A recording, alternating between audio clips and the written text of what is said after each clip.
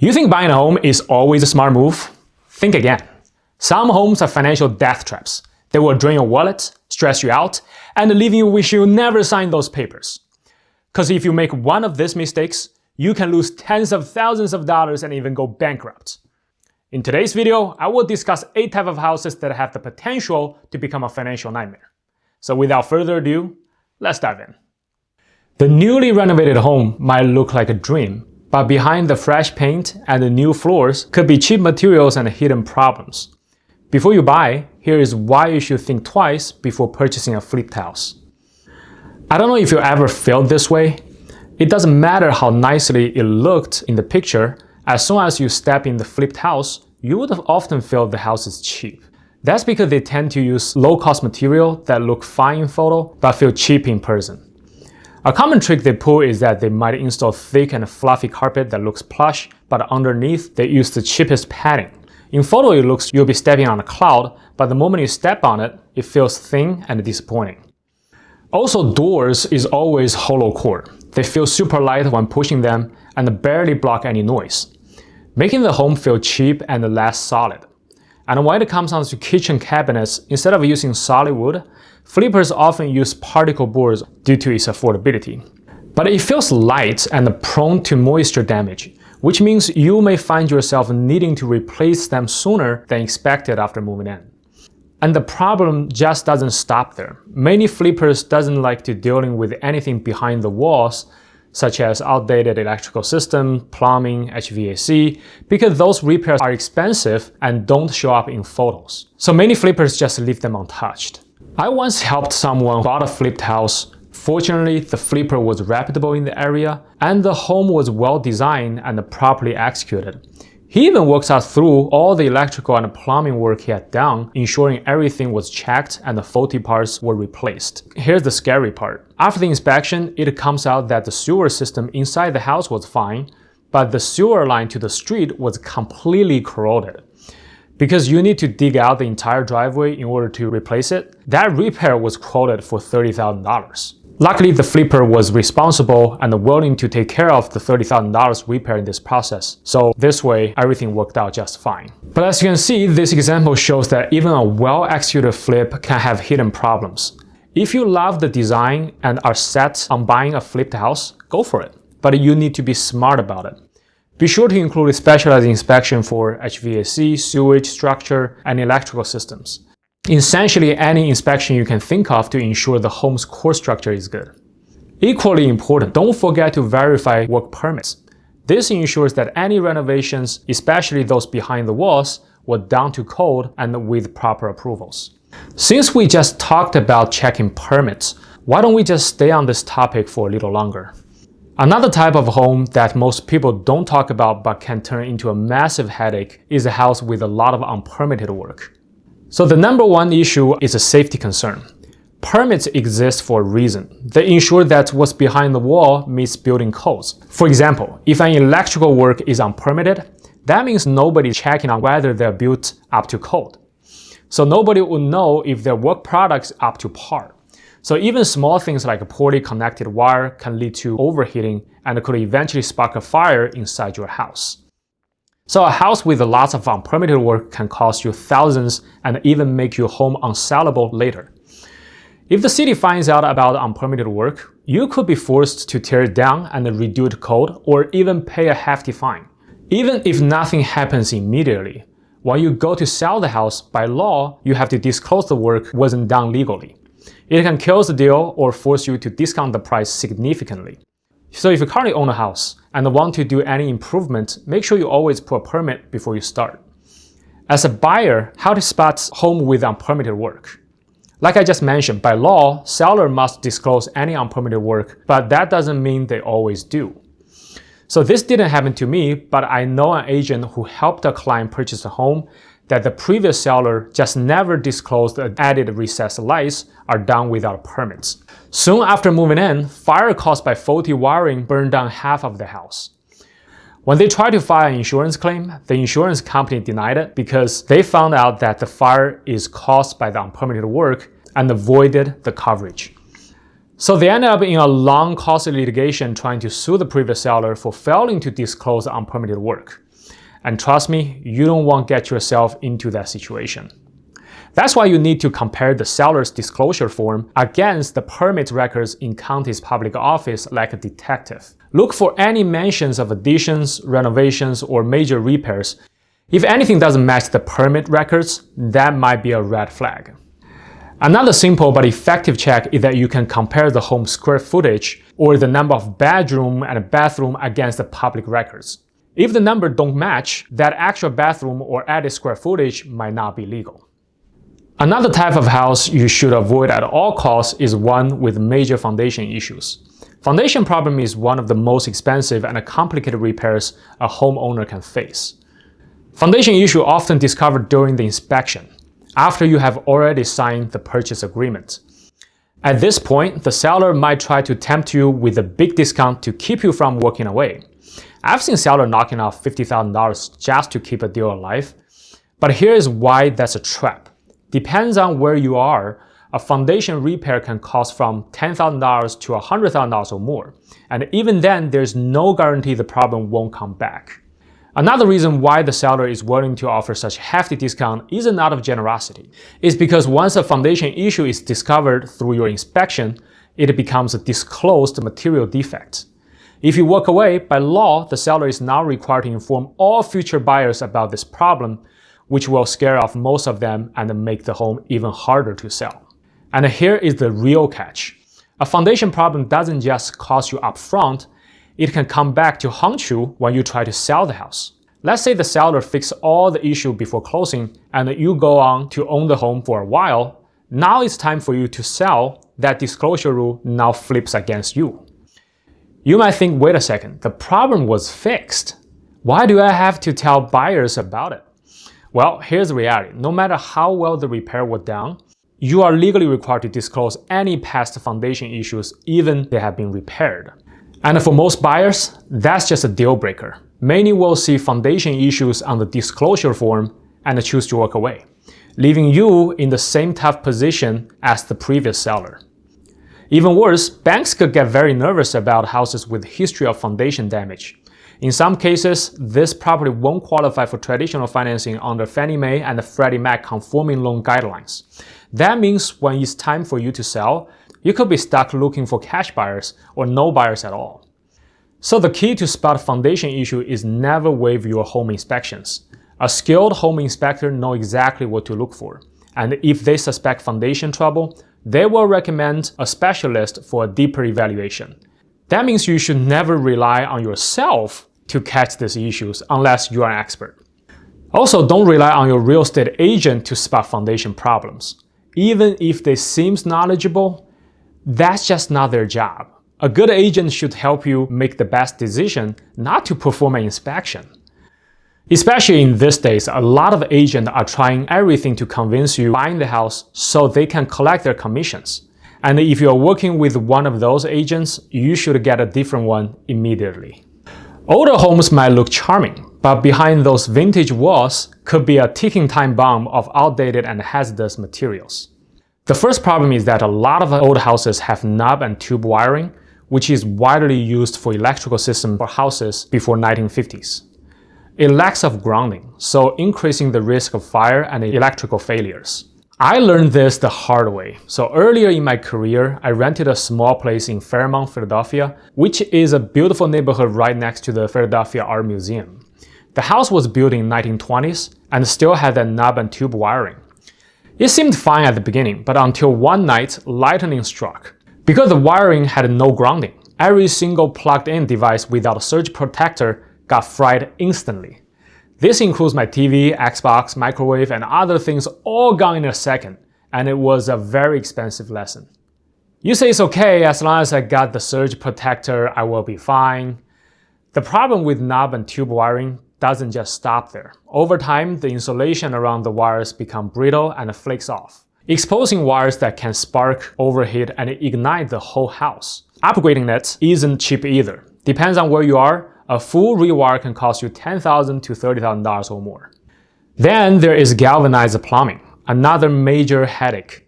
These old metal pipes corrode from inside out. leading to low water pressure, leaks, and even full-blown pipe bursts. While some homeowners replace sections over time, many don't upgrade the entire system. And fixing it, they're not cheap. To replace old pipes, you will need to tear into walls, floors, and ceilings, easily costing tens of thousands of dollars. But that's not all. Many older houses contain asbestos, a toxic material that poses serious health risks.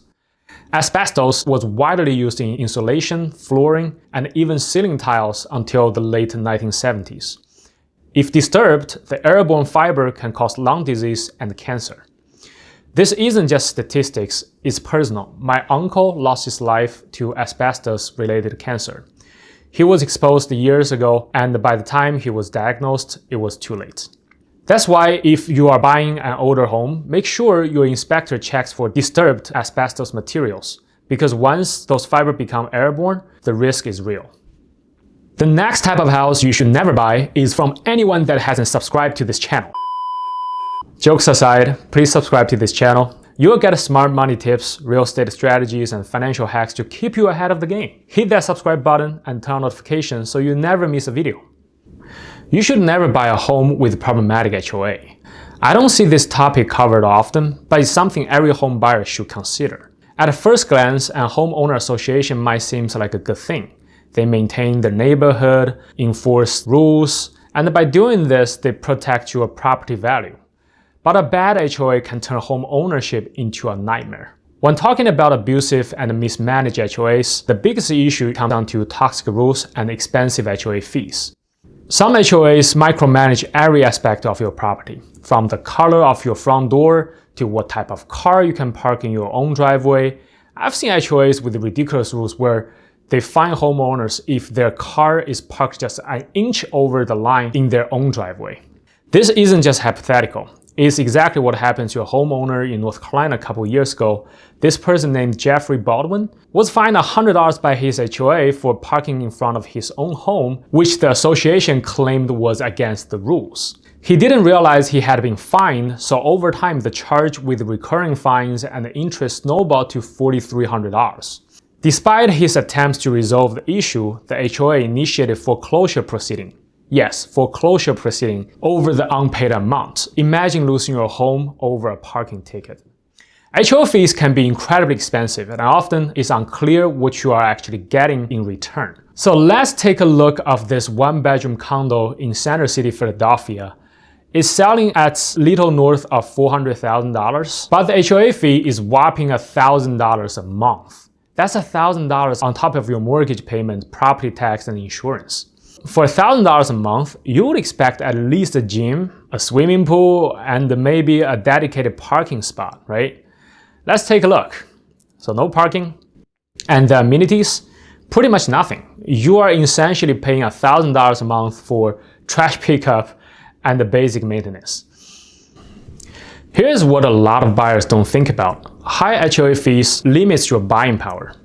If HOA charges $1,000 a month, that's $1,000 less you can put towards your mortgage, meaning you can afford less overall. So a high HOA fee technically hurts resale value since it reduces future buyers' purchasing power. A bad HOA is hard to escape, so do your research before signing the contract. You should not buy a house in a high crime neighborhood. The high crime area is extremely tempting with its affordability. You can get a bigger house and a very nice interior finish at a discounted price. However, one of the biggest risks of buying in a high crime rate neighborhood is poor resale value. That means when you bought with a discount, you also need to sell with a discount. You also need to deal with safety risk. Living in a high crime area means dealing with crime more frequently. Your car, Amazon deliveries, and even your home itself can become targets. This not only adds daily stress but also raises your insurance premium for both your home and your vehicles, making the affordable house more expensive in the long run. I don't need to spend a lot of time talking about why you shouldn't live in a high crime area, but I want to speak about how you can spot it. When spotting a bad location, first check crime rates reports using tools like neighborhoodscout.com or your local police department's crime database. Look for trends over time. If crime is going up, that could be a major red flag. Next, you need to check school ratings. Lower rated schools often signal a declining neighborhood. high crime rates, and a lower resale value. Let's talk about registered sex offender for a second. This is something you definitely want to be aware of before buying a home. You don't want to end up living right next to a registered sex offender, especially if you have women or children in your household. However, keep in mind that sellers are not legally required to disclose if a registered offender lives nearby. That's where Megan's Law comes in. It requires local enforcement to maintain and provide public access to sex offender registries. Before making an offer on a home, be sure to check state's official registry website to see if there are any registered offenders in the area. I would say not buying a house in a bad neighborhood applies more towards first-time home buyer, but if you are a seasoned real estate investor and know what you're doing, buying in the less desirable area can actually be a huge opportunity. Properties in this area often sell at a deep discount, and if the neighborhood goes through gentrification, your investment could appreciate massively. Take Northern Liberties in Philadelphia as an example. Back in the early 2000s, it was considered as one of the rough and underdeveloped areas in the city. And you could find a home selling for as low as $50,000 for a 4-bedroom townhouse. But as new businesses, restaurants, and developments moved in, the neighborhood transformed massively. Today, the median household in Northern Liberty is over $500,000, meaning early investors saw massive return on their properties. So while first-time buyers should play safe, savvy investors can turn overlooked areas into gold mines, as long as they do their research and understand the time of entry. If this video gets more than 500 likes, I will make a separate video breaking down how to spot neighborhood on the rise and find the best real estate investment opportunities. Please make sure to hit that likes button below. The next type of house you shouldn't be buying is a house on a busy street or at a T intersection. At first glance, a house on a busy street might seem like a good deal, often priced lower than similar home in the quieter location, but that discount comes with some major trade-offs that can make living there frustrating and selling even harder. The biggest issue is noise and traffic. If the house sits on a major road, expect constant traffic noise. If you have kids or pets, good luck letting them play outside safely. Cars zooming past your front door, making it a constant hazard. Then there is the T intersection problem. This is when a street dead ends directly into your house, meaning every single car coming down that road has its headlights beaming straight into your living room or bedroom. Not only this is super annoying at night, but it's also a prime spot for accidents. If a driver isn't paying attention, they could end up plowing straight into your home. Spotting a house on a busy street seems pretty easy, but is one of the most overlooked factors when buying a home. You might say if I tour the house, I will know if it's in a bad spot, but that's just partly true. When I bought my current home, we toured the house around in the early afternoon.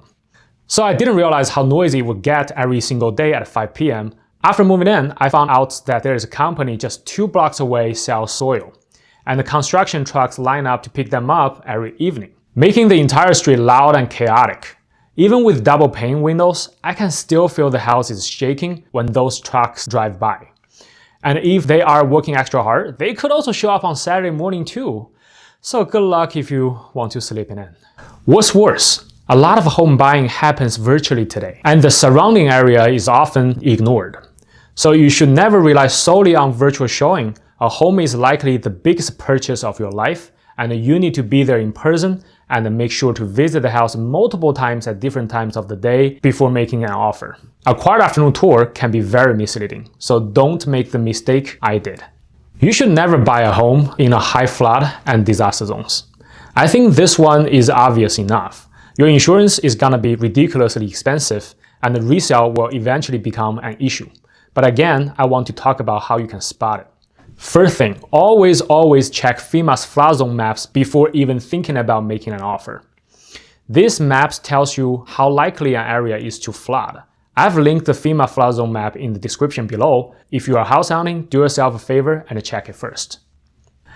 Next, you should also request an insurance claim history report from the seller. This report tells you if the property has had multiple flood or disaster-related claims. If the house has already been damaged multiple times, the cycle will likely to continue. At the end of the day, not all homes are good investment, and avoiding bad locations, money pits, and problematic HOAs can save you years of financial stress and regrets. A cheap price tag might seem tempting, but the wrong house can cost you way more than you ever expected.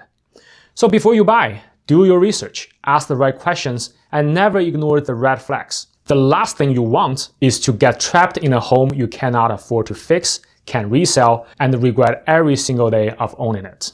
Alright, if you found this video interesting, hit that like button and let me know in the comments what's one type of house you would never buy. Don't forget to subscribe and turn on notifications for more financial and real estate investment tips. With that, I will see you in the next one.